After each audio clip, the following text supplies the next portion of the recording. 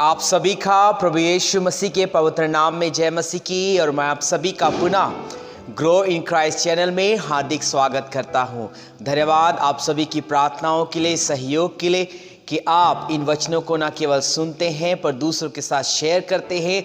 होने दे परमेश्वर की आशीष आप पर और आपके परिवार के जीवनों में लगातार परमेश्वर का अनुग्रह बना रहे, ये मेरी प्रार्थना है। आज के मनन के लिए मेरे साथ निकाल लेंगे यूहन्ना सुसमाचार अध्याय 9 उसका 31वां पद।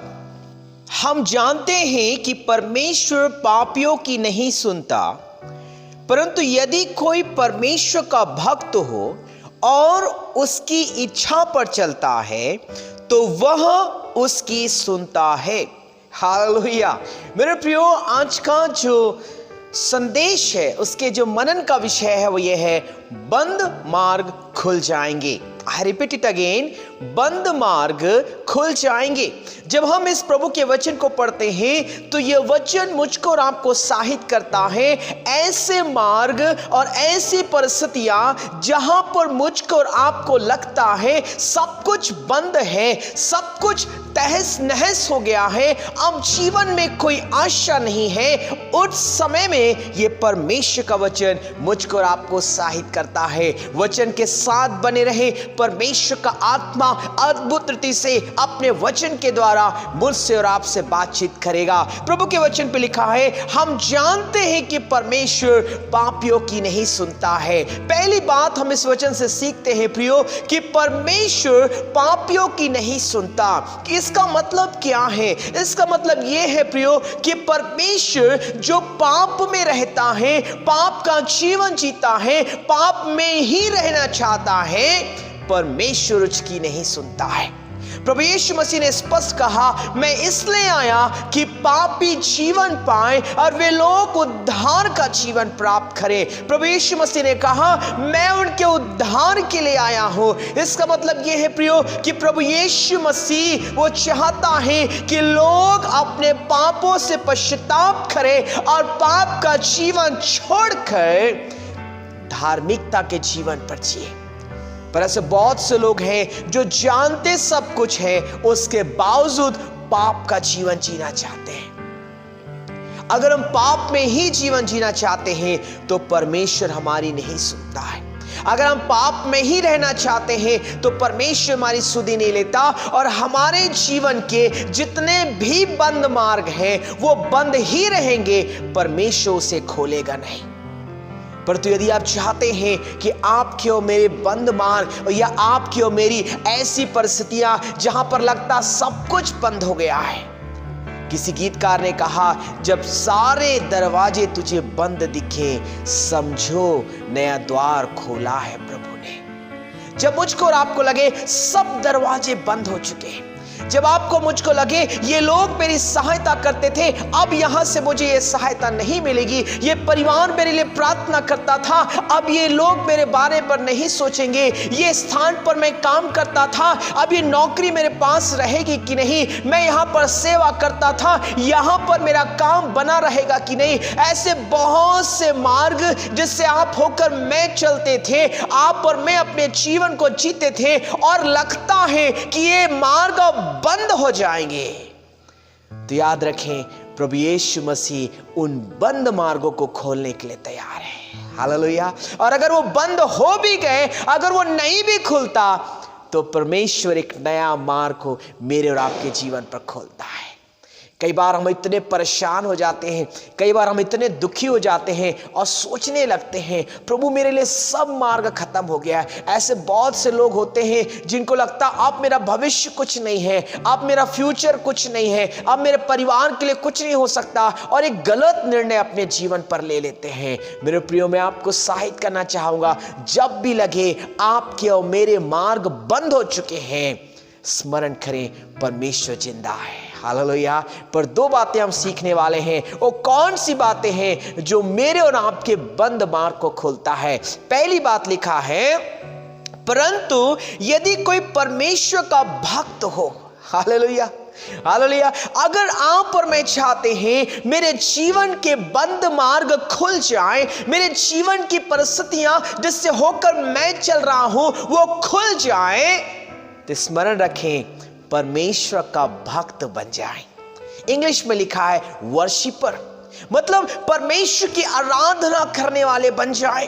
प्रियो, आराधना या भक्त करना, भक्ति का काम करने से तात्पर्य है कि परिस्थितियां बदतर हो, परिस्थितियां ठीक ना हो, परिस्थितियां ठीक हो, लगे मिलना है, लगे नहीं मिलना है, लगे आशीष मिलेगी, लगे नहीं मिलेगा, ये सब मायने नहीं रखता भक्त के लिए।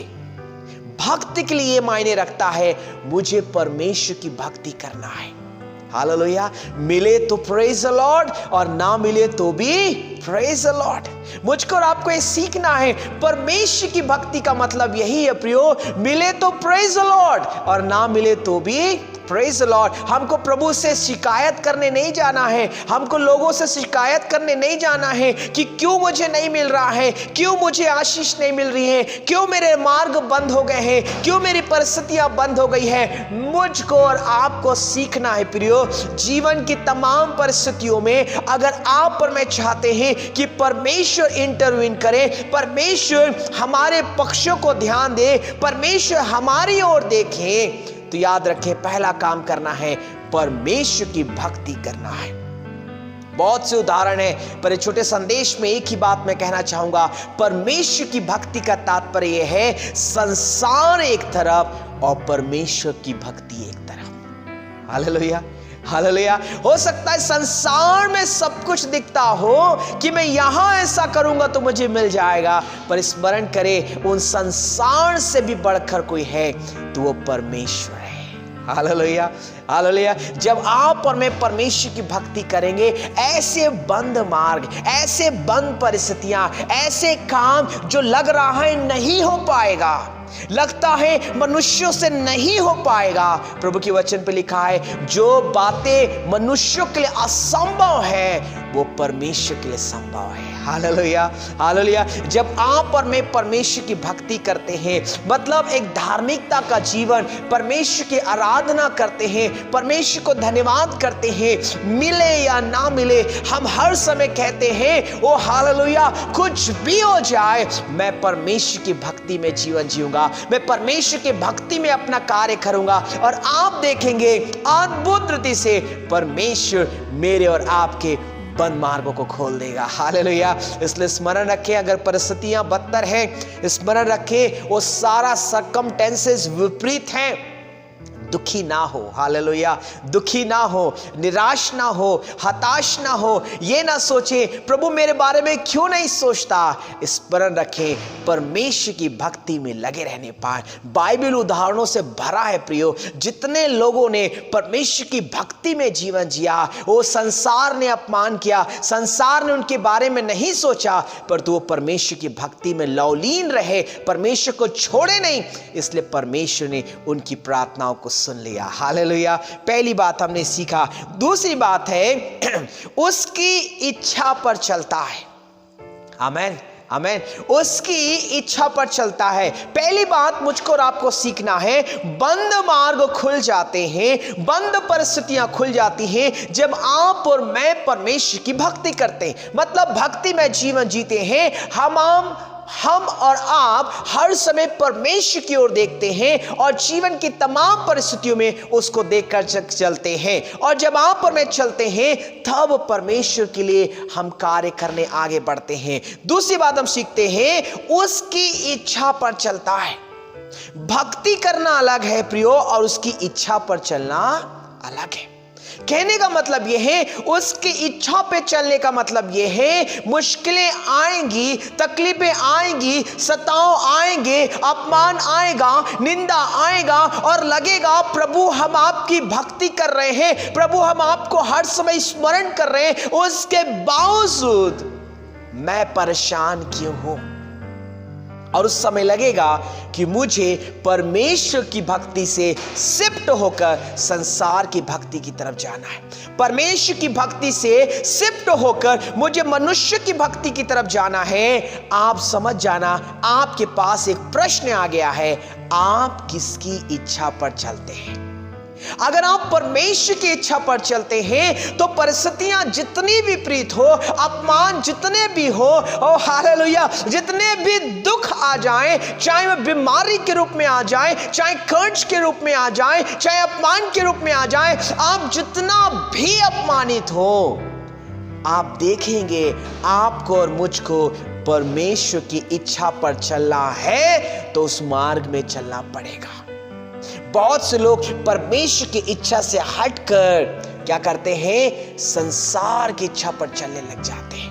उनको लगता है अगर परमेश्वर की भक्ति में मुझे कुछ नहीं मिल रहा है, अगर मैं परमेश्वर का स्मरण कर रहा हूं, परमेश्वर को मैं अपना सब कुछ देकर जीवन जी रहा हूं, उसके बावजूद मुझे कुछ नहीं मिल रहा है, तो हम क्या करते हैं, शिफ्ट कर जाते हैं। गलत बात है प्रियो।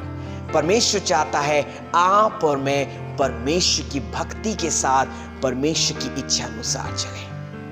परमेश्वर की इच्छा पर चलना यह आसान काम नहीं है प्रियो। मुझको और आपको परिस्थितियों से होकर जाना पड़ता है। जब हम परमेश्वर के वचन पर एक उदाहरण देखते हैं, यूसुफ के बारे में आपने कई बार सुना होगा, उसने बहुत ही अच्छा काम किया। वो परमेश्वर की भक्ति पर जीवन जी रहा था, परमेश्वर की इच्छा अनुसार जीवन जी रहा था। और क्या लिखा है, उसने जो भी दर्शन देखे, उसने जो भी स्वप्न देखे, उसके भाइयों ने वो हालेलुया माना नहीं, उसको उठाकर बेच दिया, उसको दास के रूप में बेच दिया। वो पोतीफर के रूप घर में काम करने लगा। उसकी पत्नी ने उसे व्यभिचार में, हालेलुया, हम देखते व्यभिचार के कारण उसे जेल पर डाल दिया। हालेलुया। आप देखिए प्रियो, जब वो व्यभिचार के नाम पर जेल पर चला गया, जो उसने नहीं किया था, तो क्या आसान है परमेश्वर की इच्छा पर चलना? नहीं प्रियो। वो चाहता, यूसुफ तो कह सकता था, प्रभु मैंने आपकी इतनी भक्ति की है, प्रभु मैंने आपको अपने जीवन में स्मरण हर समय रखा है, और मैंने उस महिला से भी कहा मैं परमेश्वर का भय मानता हूं, मैं परमेश्वर की भक्ति करता हूं, मैं परमेश्वर के साथ चलता हूं, मैं तेरे साथ व्यभिचार नहीं करूंगा। तो उसका फल क्या मिला? उसका फल यह मिला, उसने आदर नहीं पाया, उसने अपमान पाया। Hallelujah, hallelujah. पर उस अपमान में प्रियो ये बात सत्य था कि परमेश्वर उसकी सुनता था।